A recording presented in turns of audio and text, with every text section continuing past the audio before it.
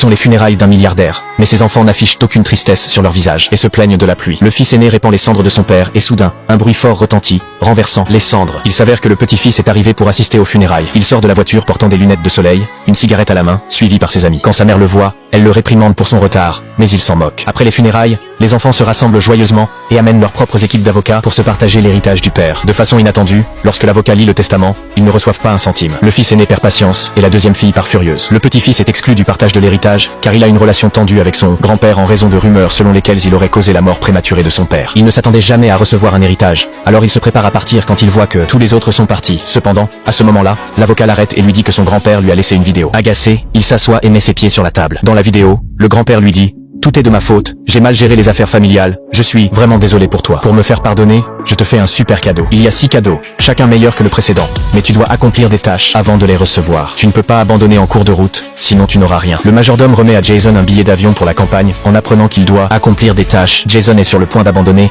mais de retour chez lui, il en parle à sa petite amie, et elle l'encourage, en lui disant qu'il peut gagner beaucoup d'argent. Jason se dit qu'il n'aimerait pas avoir de l'argent si tôt dans la vie. Le lendemain matin, il se rend à l'aéroport. Suivant les instructions, il descend de l'avion, et là, Nick, l'ami de son grand-père, vient le chercher et l'emmène dans une ferme. Le lendemain, Jason refuse de sortir du lit, mais Nick trouve un moyen de le réveiller. Ensuite, Nick emmène Jason à la ferme et lui dit de construire une clôture qui lui rapportera $1 pour chaque piquet qu'il plantera. Une fois Nick parti, Jason choisit de s'allonger par terre. Nick l'ignore. Chaque jour, Nick l'emmène à la ferme ponctuellement, et Jason réalise progressivement que c'est son test. Il ne pourra pas partir d'ici s'il ne le fait pas. Il commence à enfoncer les piquets, mais ils finissent de travers. Quand Nick voit ça, il arrache tous les piquets en les tirant avec son pick-up. Il dit alors à Jason de recommencer et de faire les choses calmement. Jason plante les piquets droits et fermes, et réussit à faire une belle clôture. Après avoir terminé la tâche, Nick l'emmène à l'aéroport et lui dit qu'après avoir réussi à faire la clôture, il est prêt pour tout dans la vie. Jason ne comprend pas et demande son cadeau. Nick se contente de sourire. Jason se sentant trompé. Jason revient et demande à l'avocat si le travail était le cadeau. Bien que Jason soit agacé, il comprend les bonnes intentions de son grand-père. Il demande quel est le prochain cadeau,